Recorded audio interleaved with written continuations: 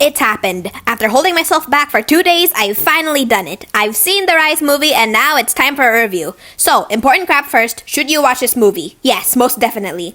I had initial fears of the movie being bad and ruining the series. Rise of the Titans. But nope, it's good and it makes me eager for more Rise content. I do have some problems with the movie, but hey, no movie is perfect. Do you need to watch the series before seeing the movie? No, actually, it doesn't really give much away about the series and is, for the most part, spoiler-free.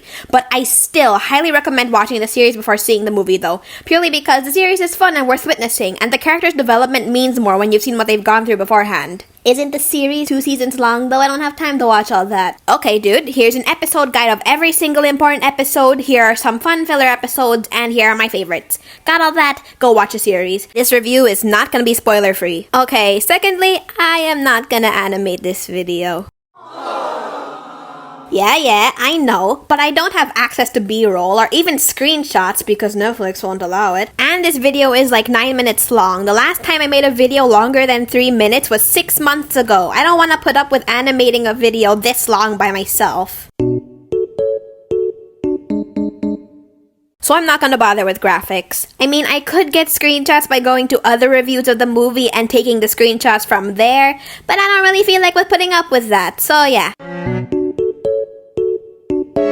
Play this in the background while you do something. I don't mind. All that's gonna happen on the screen for the rest of the video is title cards and my character in the middle glaring at you. Also the occasional image, but for the most part, it'll be empty. Thirdly, this is my first movie review. I have no idea how to structure the video. I'll try and package it as neatly as I can, but it might still be a train wreck. Okay, so with that being said, let's start with the production, i.e. the animation, sound design, music, and voice acting. Is that actually what that stuff is called in movie language? I don't know, I'm new to this crap. I'm gonna call it what I want. Yeah, I don't really have anything negative to say about this movie's production. The animation and art, gorgeous. The sound design, wonderful. The music, bomb. And the voice acting, amazing. I have no particular expertise in sound design or music, but I do, however, have a hand in the world of bapping pretty colors onto a screen and voice acting. So allow me to draw attention to the phenomenal work that was put into the designs of the characters. The designs were awesome, and the art was really inspiring to look at. I'm planning on studying screenshots of the show to improve my own art. I also really love Casey's design. The fact that his mask has Leo's face marks because he's a student was a very nice touch. I also love the fact that his hockey stick is colored with Donnie's signature tech palette to show that Donnie was the one who created it. I also really like the shape of Casey's nose. I don't know why. I guess it's the fact they gave him a big nose and it still looks aesthetically pleasing. The way Future Mikey gets cool glowing cracks on his body whenever he's doing powerful magic. Beautifully animated. Mikey's future design in general is really cool. I also posted about this a couple days ago, but they subtly changed the plastron pattern for all the turtles, and looks pretty cool. I like it. Future Leo's design is really fascinating. His right arm is replaced with a prosthetic, and said prosthetic looks a lot like Raph's arm. I'm pretty curious what the story for that is. Why couldn't the prosthetic just look like Leo's arm? Does the prosthetic have any cool abilities? I really hope they expand on that when the show gets more seasons. If the show gets more seasons. One teeny tiny super insignificant nitpick I do have with the art is the fact they changed Splinter's model sheet. I mean, I bet most of you wouldn't have noticed if I hadn't pointed it out, but his face is slightly smaller and his head is rounder in the movie, and I don't know why. It doesn't really matter. I personally don't like the change, but whatever, it's such a small, insignificant thing. Also, may I just say, I am very surprised and impressed that they managed to get away with all the blood and mildly horrific stuff. They even managed to get the word badass past the censors. Fun fact, the movie is still rated 7+ on Netflix. I honestly don't trust Netflix age rating system. Fast and the Furious Spy Racers, the most mediocre thing I have ever had the misfortune of subjecting my eyes and ears to, got a 13+ rating. Meanwhile, Centaur World only got a 7+ rating when we have the cloven abomination that is the Nowhere King running around. By all accounts, it doesn't make any sense. Moving on. So after I watched the movie, I wrote down all my initial thoughts on it in a notebook. I will not read aloud everything I wrote down, and afterwards, I'll tell you guys if any of my opinions changed on my rewatch. For those of you that are only listening, I've put up a picture on the screen of what I wrote down. Man, my handwriting is messy. Rise movie initial thoughts. I wasn't really feeling anything for a majority of the movie, but then Raph's return hit, and then Leo's sacrifice hit, and then Mikey crying and trying to open the portal hit, and I nearly cried. Overall rating 8 out of 10, it's better than No Way Home. Donnie and Mikey didn't get much screen time / development, neither did Splinter. Where's Draxum? Main issue with the movie, not enough recurring characters. There is defo space for more seasons. And I then proceeded to rate the character's development. You can read the stuff I scribbled on a notebook, but I'm gonna address it again later. You don't really need to.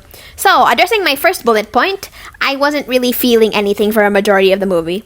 Yeah, putting it bluntly, I was bored on my first watch. I felt no empathy for the characters, and I didn't care about the stakes that much. But I don't think that's on the movie, I think that's on me. The plot had plenty tense and emotional moments, but I just wasn't feeling anything for some reason. I felt more emotional when I was watching the season 2 finale than I did watching the entirety of the movie for the first time. I think it was because I was tired, because I had had a long day before I watched the movie. And then when we finally watched it at night, I was pretty tired. Yeah, maybe I was just emotionally drained, because writing the script a day later, I'm actually feeling the emotional effects of the movie. And editing this script after my rewatch, I can safely say it was not on the movie, it was on me. Holy crap, this movie can put your brain through stuff. But in a good way. My two biggest issues with the plot/story, besides not feeling anything on the first watch, is the fact that only Leo got super relevant development, and the fact that Draxum wasn't even included. The villain for the entirety of the first season, not mentioned once. And they even established that they were really close allies to Draxum at the end of season 2. So where was he? The title sequence had his vines appear momentarily, so I thought he'd be there, but he wasn't. Was there a problem with John Cena? Could they not find him?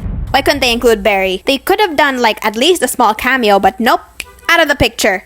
If the show gets more seasons, I hope that's explained. Maybe he was out on a mission or something. I don't know. I was actually mildly disappointed with the story on my first watch, but again, I was tired and my brain was very broken. Now that my brain is sane, the story is actually really cool and I love the incorporation of the Krang. This Krang makes the other iterations of the Krang look really weak. I'd still have appreciated more lore on the Hidden City, but I mean, they can explore that in later seasons, right? I also kinda wish the more old villains appeared. People like Meat Sweats, Big Mama, those crab guys. It feels kinda lonely without them. The Krang did a phenomenal job being the villains though. Now, to talk about the characters that were actually in the movie, only Leo got a good amount of character development. Now, to define what I'm going to count as development, just in case people come at me in the comments, so basically, the character has to undergo change in some way, for better or worse. That may not be what development actually means, but whatever, for the purposes of this video, that's what it means to me. Leo started as an arrogant, cocky idiot whose ego got blown up with the Shredder's defeat, and he evolved into someone who was more humble and will listen to his teammates. The others, however, mostly started and ended as themselves. Mikey got some development. His struggle to live up to what he becomes in the future was really fascinating to watch, and the scene where he was straining to bring Leo back nearly made me cry on my first watch. However, he's mostly in the background in the movie. Don't get me wrong, he's a really enjoyable background character. In fact, they all are, but I kinda wish that they developed the others alongside Leo. Also, that scene where he asks Casey what his favorite pizza is and then was gonna order it, that's kinda out of character for him. Mikey's nice, but he's not really a suck-up. My initial rating of his development was an 8, but now it's a 6. I actually bumped up the ratings a bit when I first scribbled them down because I didn't want to be harsh, but now I'm over that and I'm gonna give my honest opinion. Splinter was barely relevant throughout the entire thing. He provided 3 things, and that's it. 1. He stopped the fight between Raph and Leo. Without him, Leo probably would have been severely injured. Leo, you're my absolute favorite and I love your character very much, but I do not believe cocky, overconfident you could have taken Raph in a fight. 2. Splinter provided exposition on the Krang and helped set up how terrifying they were. 3. Splinter's injury in their first encounter with the Krang is what made Raph initiate their retreat, thus leading to Leo reclaiming the key and Raph's kidnapping. It's kinda disappointing that they didn't do much with Splinter because Splinter's a really fascinating and deep character. They've proved that in the first and second season finales. Splinter's struggle between choosing his sons or his duty was really interesting to watch. I kinda get it though. They've already dove into Splinter's backstory. They don't have anything new to tackle, so they might as well dedicate most of the movie to Leo. Still though, I wish they'd done something with him. Splint's initial rating was a 4, now it's a 2, I'm sorry. Donnie got a surprisingly small amount of screen time considering how popular he is in the fandom, and his character didn't really get developed either. He kinda just started as Donnie and finished as Donnie. Well, he did get over his germophobia, kinda, but I can't really think of anything else. And they could have done something cool with him too. In the Donnie vs. Witchtown episode,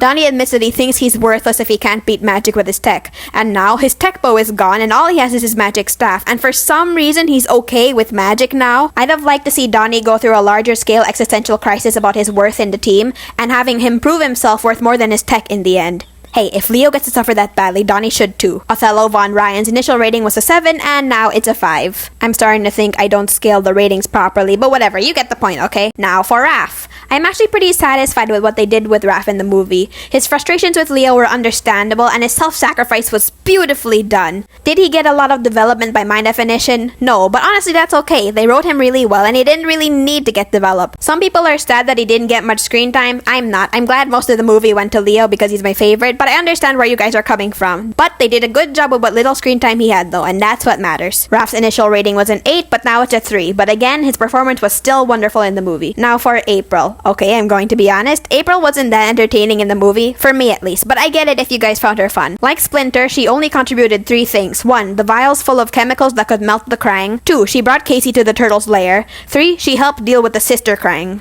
Other than that, she was just a side character. I honestly don't have much to say on April. She's cool and really enjoyable to watch, but not really that important in the movie. Initial rating, 7 out of 10. New one is 2 out of 10. Damn, I'm probably not scaling these ratings right. How about you guys rate them in the comments? I'd love to know what you guys think. Now for Casey Jones. When I first saw the trailer, I was confused because we already had a Casey Jones, but then I thought about it and figured this kid was probably a next generation character. And yep, I'm right. Casey Jones is the son of Cassandra Jones. I really like Casey in the movie. He was really enjoyable to watch. I liked his slight bewilderment about the past and the way he interacts with the turtles, and the line where he says, "It's you, all of you, I never thought I'd see you again." That made him super endearing to me. I admired his determination to follow through on future Leo's orders, and his disappointment with current Leo was really well done. He helped shape Leo into a better person, and I thank him for that. Did he get developed much by my definition? No, not really. He started and ended as Casey, but he contributed well to the movie, so that makes up for it. But unlike Raph, I feel like he actually did need some development. He started as a kind of naive-ish kid. I'd have liked it if he took after Leo and became someone more confident. Casey's initial rating was 10 out of 10. He's now at a 4, but that's good enough for him. Good boy.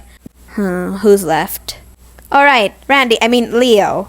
I am very attached to Leo. He's my favorite character and I love his personality so dang much. You guys don't know this. Well, maybe you've picked up on it based on some of my really old posts, but I highly enjoy wordplay and puns. They're the light of my life and it's really easy to make me cackle with a clever pun and good delivery.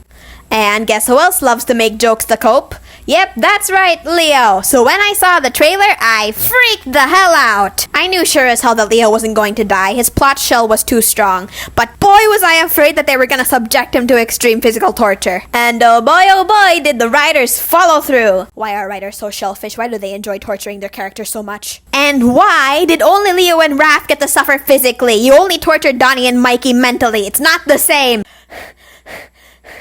Okay, I've calmed down. So as for Leo's development in the movie, what else can I say? 10 out of damn 10. Can you guys tell I'm planning on making a Leo fan art soon? It's coming soon. Someone in the comments argued that Leo was annoying in the first act. I mean, it's literally impossible for Leo to annoy me. We have the exact same kind of humor, but I get where you're coming from, dude. I would argue that it makes sense that he's like this though. Remember what happened after they defeated Kuroyuri Armor Draxum and then had to fight Shredder? Leo was hella overconfident. And then there's the whole Lair Games episode. It makes sense that he's like that in my opinion. Alright then, as much as I would love to continue talking about him, enough about Leo. Time for my final thoughts on the movie. I said earlier that I thought this movie was better than No Way Home, and I still think so. It is better than No Way Home. I didn't like No Way Home, but I mean, I only watched it once, and that was also in the middle of the night. Maybe I should rewatch No Way Home. By the way, I forgot to mention it earlier in the music segment, but the remix of the opening they played in the credits was a banger. Anyways, Rise of the TMNT, the movie, is really good. The animation is gorgeous, the story is heart-wrenching, and it leaves just enough room for there to be more seasons. I hope you enjoyed my very rough and messy movie review, and I hope you have a great day. Oh, and here's a sneak peek for my next video. Bye!